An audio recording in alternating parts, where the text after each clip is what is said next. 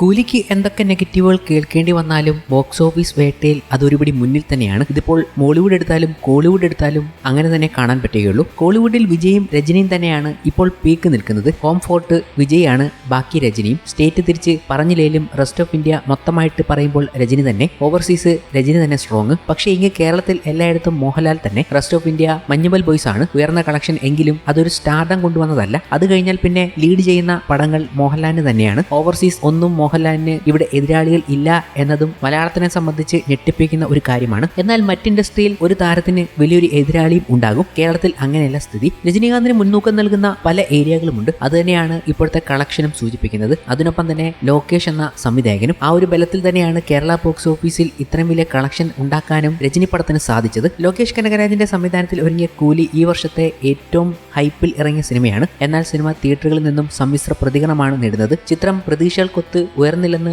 ലോകേഷ് നിരാശപ്പെടുത്തിയെന്നും കമന്റുകൾ വലിയ തോതിൽ ഉയരുന്നുണ്ട്.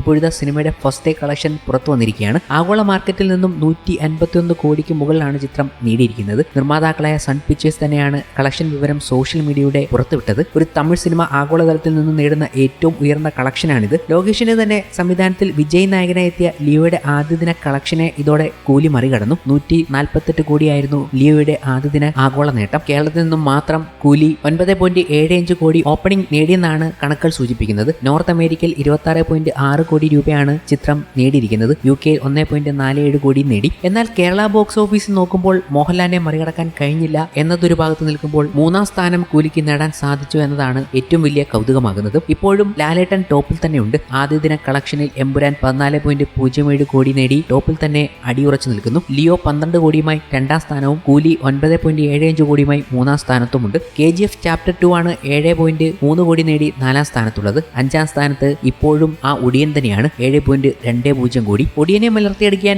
പലരും ശ്രമിച്ചെങ്കിലും പിന്നീട് വന്നത് ഒരു മോഹൻലാൽ സിനിമ തന്നെയായിരുന്നു. ബാക്കിയെല്ലാം അന്യഭാഷയിൽ നിന്നായിരുന്നു എത്തിയതും. ഇതൊക്കെ ഒരു കൗതുകമായി നിൽക്കുമ്പോഴും ഈ കണക്ക് സൂചിപ്പിക്കുന്നത് കേരള ബോക്സ് ഓഫീസിൽ മോഹൻലാലിന് ഒരു എതിരാളിയില്ല എന്നത് തന്നെയാണ്. ഒരു സ്റ്റാർഡം വെച്ച് ഒരു എതിരാളിയില്ല എന്നത് ഉറപ്പായും ഇപ്പോൾ പറയാൻ കഴിയും. ബാക്കിയൊക്കെ കണ്ടന്റിന്റെ ബലത്തിലാണ് വലിയ വലിയ കളക്ഷൻ നേടുന്നത്. എന്നാൽ ഓപ്പണിംഗ് ഡേയിൽ ഒരു സ്റ്റാർഡം ഉണ്ടെങ്കിൽ മാത്രമേ ഇതുപോലുള്ള കളക്ഷൻ നേടാൻ സാധിക്കുകയുള്ളൂ. ആ സ്റ്റാർഡം മോഹൻലാലിൽ ഭദ്രമാണ് കേരള ബോക്സ് ഓഫീസിൽ. എന്നാൽ മറ്റ് ഇൻഡസ്ട്രിയിൽ അങ്ങനെയല്ല എന്ന് നമ്മൾ പറഞ്ഞതിന് ഇത് തെളിവ് തന്നെയാണ്. രജനീകാന്തും ലോകേഷ് കനകരാജും ആദ്യമായി ഒന്നിക്കുന്ന ചിത്രം കൂടിയാണ് കൂലി. ആഗോളതലത്തിൽ അഡ്വാൻസ് ബുക്കിംഗിലൂടെ കൂലി 100 കോടി നേടുന്ന റിപ്പോർട്ടുകൾ എത്തിയിരുന്നു. അതിവേഗം 100 കോടി ക്ലബിലെത്തുന്ന ആദ്യത്തെ തമിഴ് സിനിമ കൂടിയാണ് ഇത്. സൺ പിക്ചേഴ്സിന്റെ ബാനറിൽ കലാനിധി മാരനാണ് കൂലിയുടെ നിർമ്മാണം. ഗിരീഷ് ഗംഗാധരൻ ക്യാമറ കൈകാര്യം ചെയ്യുന്ന ചിത്രത്തിന്റെ എഡിറ്റിംഗ് നിർവഹിച്ചത് ഫിലോമിൻ രാജാണ്. എന്തായാലും ഇത്രയും വലിയൊരു കളക്ഷൻ അത് തലൈവർക്ക് തന്നെ ഞെട്ടലുണ്ടാക്കുന്നു എന്ന് തന്നെ പറയാം. ഇന്ത്യയുടെ 79ാം സ്വാതന്ത്ര്യ ദിനത്തോടനുബന്ധിച്ച് സൂപ്പർ സ്റ്റാർ രജനീകാന്ത് സഹൃദയർക്കും ആരാധകർക്കും ആശംസകൾ നേരികൊണ്ടായി. തന്റെ 50 വർഷത്തെ കലാജീവിതത്തിന് ആശംസകൾ നേർന്ന എല്ലാവർക്കും ഹൃദയം നിറഞ്ഞ നന്ദി അറിയിച്ചുകൊണ്ട് അദ്ദേഹത്തിന്റെ കുറിപ്പ് ശ്രദ്ധേയമായി എന്നതും കാണാവുന്നതാണ്. ഈ സ്നേഹത്തിന്റെയും പിന്തുണയ്ക്കും രജനീകാന്ത് നൽകിയ മറുപടി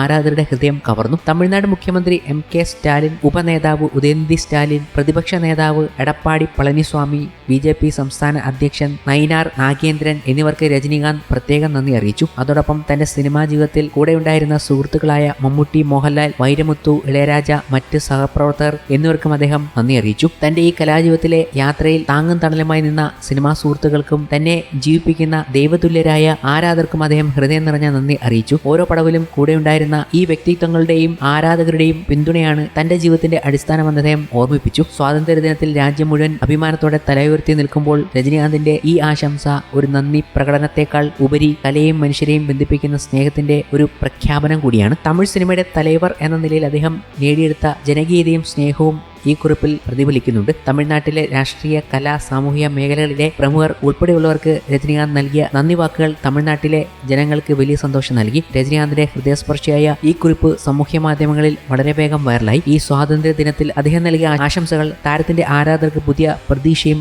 ആവേശവും നൽകിയിരിക്കുകയാണ്. തന്റെ ജീവിതത്തിൽ തനിക്ക് ലഭിച്ച സ്നേഹത്തിന് നന്ദി രേഖപ്പെടുത്തുമ്പോൾ അദ്ദേഹത്തിന്റെ വ്യക്തിത്വം എത്രത്തോളം വിനയവും നന്ദിയും നിറഞ്ഞതാണെന്ന് ഈ കുറിപ്പിലൂടെ വീണ്ടും തെളിയിക്കപ്പെട്ടു.